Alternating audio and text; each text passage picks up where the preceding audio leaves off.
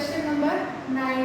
Question number 9 में क्या दिया हुआ है देखिए, tan A is equal to 1/√3 in right angle triangle ABC।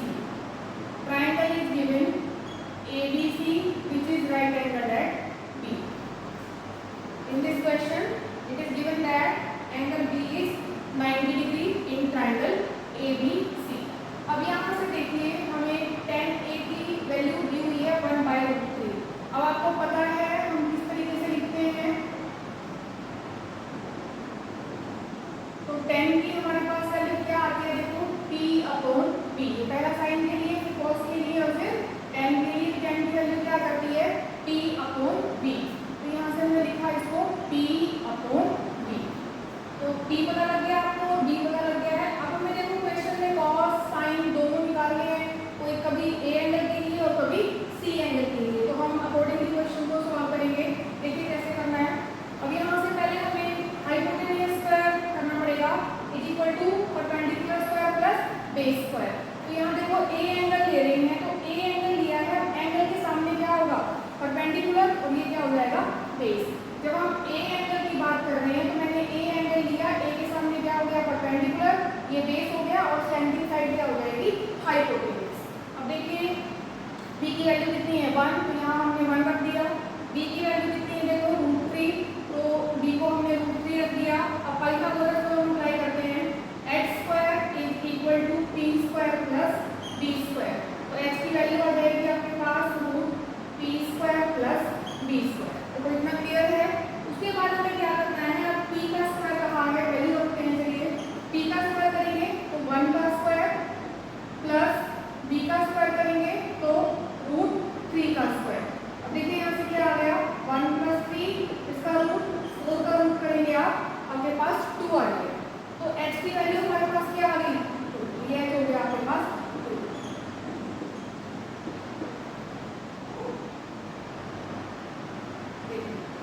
ये टर्म हमारे पास आ गई है। हम फर्स्ट पार्ट स्टार्ट करेंगे, लेकिन फर्स्ट पार्ट में देखिए आप साइन और कॉस को निकाल लेंगे। अभी हम एंगल ए के अकॉर्डिंग कर रहे हैं, जब हमें सी की जरूरत पड़ेगी तो हम सी के अकॉर्डिंग निकालेंगे।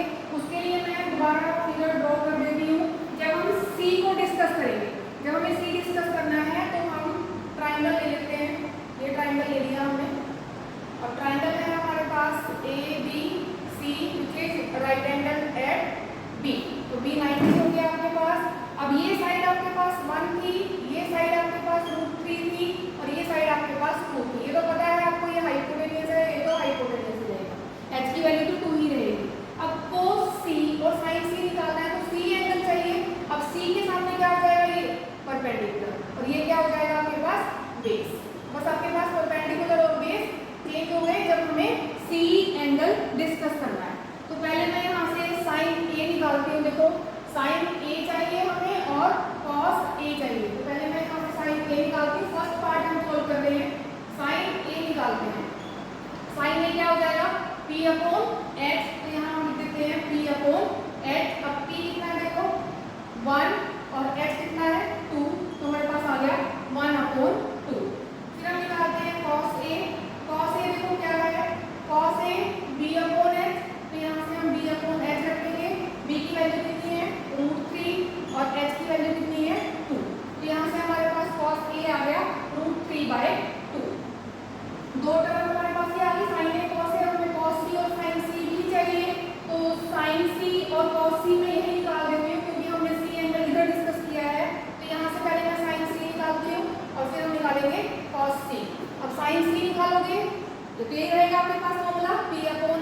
तो यहाँ हमने P/H लिखा। P कितना है देखो √3, और H कितना है 2। cos C निकालेंगे तो ये हो जाएगा आपके पास B/H, यहाँ से B/H। तो B कितना है देखो, B की वैल्यू 1 और H की वैल्यू 2।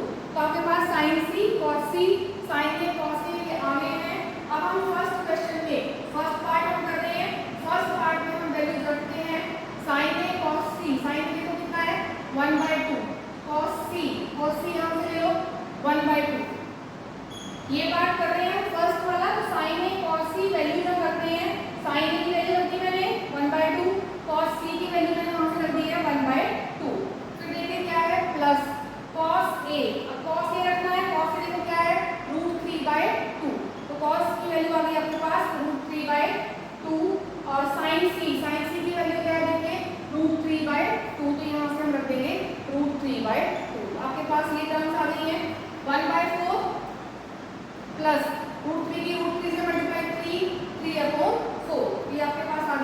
1/4 प्लस 3/4 4 एलसीएम 1 प्लस 3 ये आ जाएगा 4/4 एंड 4/4 इज 1।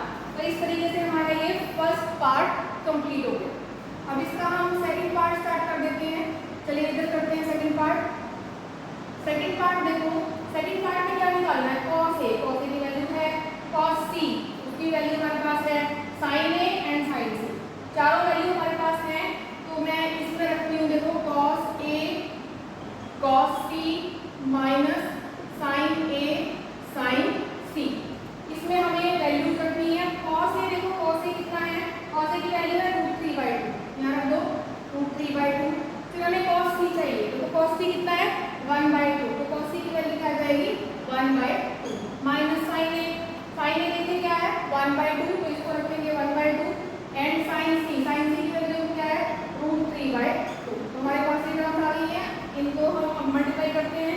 देखो क्या आएगा √3/4 माइनस √3/4 कैंसिल हो जाएंगे, आंसर क्या आ जाएगा आपके पास 0। तो फर्स्ट पार्ट का आंसर आपके पास ये आ गया है और सेकंड पार्ट का आंसर ये आ गया। तो इस तरह से हमारा क्वेश्चन नंबर 9 कंप्लीट हो गया। चलिए शुरू करते हैं क्वेश्चन नंबर 10। क्वेश्चन नंबर 10 में क्या दिया हुआ है, देखो ट्रायंगल दी हुई है PQR, PQR में एंगल Q 90 दिया हुआ है और PR प्लस QR गिवन है 25 और PQ गिवन है 5। हमें ये वैल्यू निकालनी है sin P, cos P and tan P। अब देखो क्या करेंगे, PQ 5 दिया हुआ है, ये 5 दिया हुआ है हमें।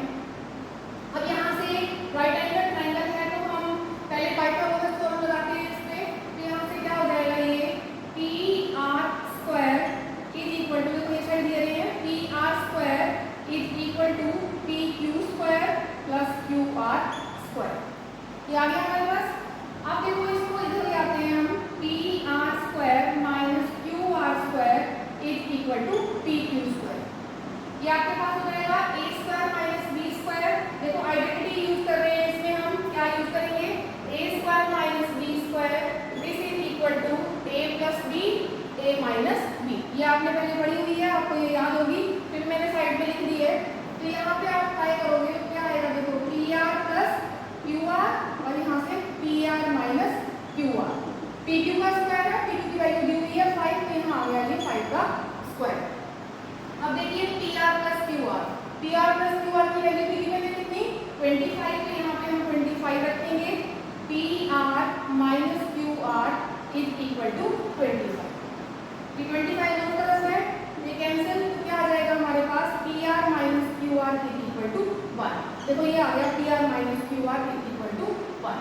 दो आ गई हमारे पास ये इक्वेशन इस तरीके से, PR minus QR equal to 1 एंड PR plus QR equal to 25। अब इन दोनों इक्वेशन को लेते हैं, हमें क्या करना है, PR minus QR equal to 1, दूसरी मैंने लिख दी PR plus QR is equal to 25। दोनों इक्वेशन हमारे पास हैं।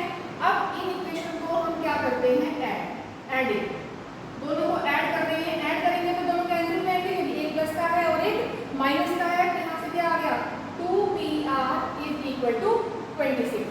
तो PR कितना आ जाएगा यहाँ से 26/2 दैट इज 30। तो PR की वैल्यू हमारे पास आ गई 30।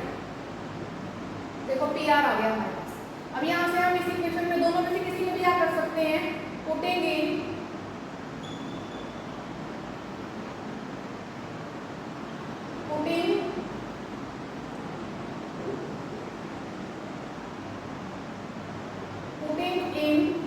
इक्वेशन 1, मैं इसको नाम दे देती हूँ 1।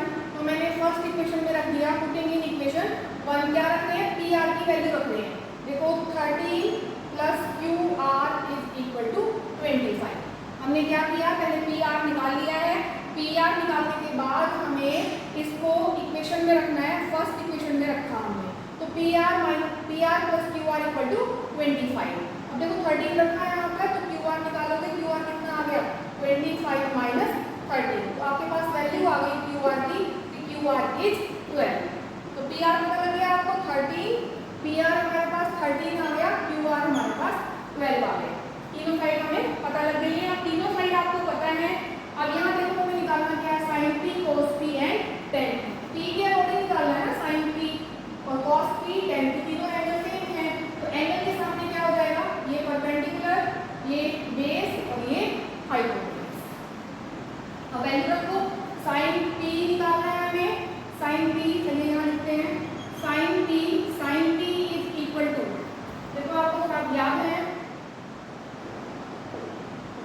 फर्स्ट हमारा साइन के लिए है तो ये हो जाएगा आपके पास p अपॉन h, देखो p अपॉन h, p कितना है 12 और h कितना है 13, तो ये हो गया 12/13। फिर हम सेकंड निकालते हैं cos p क्या हो जाएगा b अपॉन h, अब तो आपको सब याद भी होंगे फॉर्मूले, इस तरह से हम लिख रहे हैं b अपॉन h, तो बेस कितना है, देखो बेस 5 है तो 5 रखा, h कितना है, h है आपके पास 13, तो यहाँ से 13 आ गया। तो दो पार्ट हो गए आपके। थर्ड पार्ट देखिए tan p क्या है, परपेंडिकुलर अपॉन बेस, तो यहाँ से आ गया परपेंडिकुलर अपॉन बेस। अब देखो परपेंडिकुलर क्या है 12 और बेस क्या है 5, तो यहाँ से tan p की भी वैल्यू आ गई। तो हमारे पास सारी वैल्यू आ गई है sin p, cos p and tan p। तो इस तरह से आप यहाँ क्वेश्चन कंप्लीट कर सकते हैं।